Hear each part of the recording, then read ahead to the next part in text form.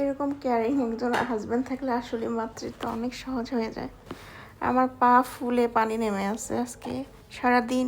আজকে ফ্রাইডে, তার off day. সে বাসায় থেকে থেকে আমার সেবা করতেছে। তুমি বিরক্ত হচ্ছ? Thank you. সে আমার প্রেগনেন্সি মানে প্রেগনেন্টের পর থেকে আর কি, সে আমার কাপড় ধোয়া থেকে শুরু করে এভরিথিং কেয়ার করে। তুমি কি তুমি কি সব মন থেকে করো? Thank you. না আসলে মানে তোমার মতো হাজব্যান্ড ঘরে ঘরে দরকার। মানুষ মানে প্রেগনেন্সির সময় আমি চিন্তা করি যাদের হাজব্যান্ড দেশের বাইরে থাকে তাদের কি অবস্থা।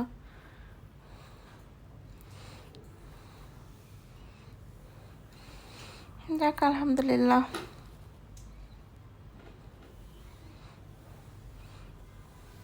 $5 পর দেখছো ফুল একদম কমে গেছে।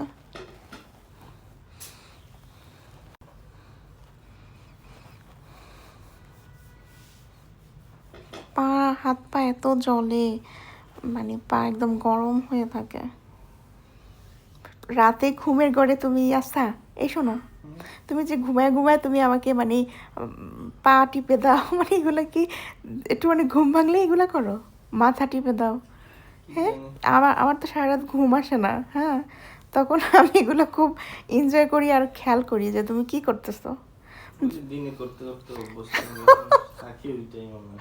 তুমি কি করো, ঘুম ভাঙে না, এক পাশ থেকে এক পাশ ফিরো, ঘুমায় ঘুমায় কি করো, আমার মাথা হাঁটু টিপে দাও, পাগুলা টিপে দাও, এরকম করো। তারপর আবার তাকাও আমি ঠিক আছে কি না। এগুলো তো কিছুই মনে থাকে না আমার। আমার ভালোই লাগে।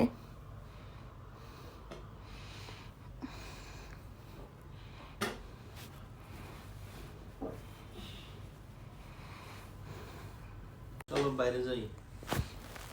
না, এখন রাত কয়টা বাজে, বাড়ি যেতে ভালো লাগে না, এমনি শরীর খারাপ।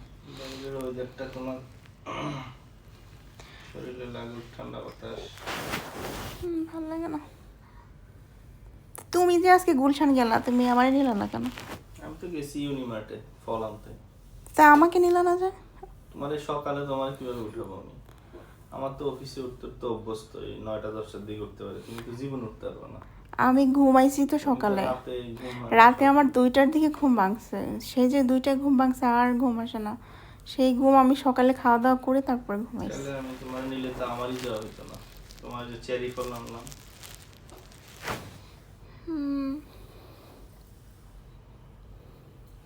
পা দেখছো কত ফুলে কমে গেছে।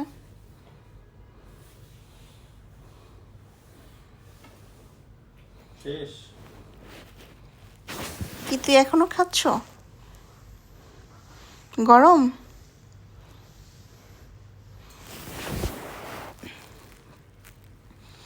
Thank you so much. অনেক কেয়ার করো আমাকে, তোমার জন্য অনেক দোয়া। জানো প্রেগনেন্সি যারা মানে প্রেগনেন্ট অবস্থায় দোয়া করলে আল্লাহ খুব তাড়াতাড়ি কবুল করে। আর প্রেগনেন্সি টাইমে কে কেয়ার করে কে কী করে এগুলো মানুষের ভালো মানে মনে থাকে, বুঝছো? তোমার গায়েস ওর কিন্তু ঘাড়ে অনেক ব্যথা। হ্যাঁ, ঘাড় ব্যথা নিয়েও আমার এই যে কেয়ার করতেছে। যাক আলহামদুলিল্লাহ। আজ এই পর্যন্তই গায়েস, আল্লাহ হাফেজ।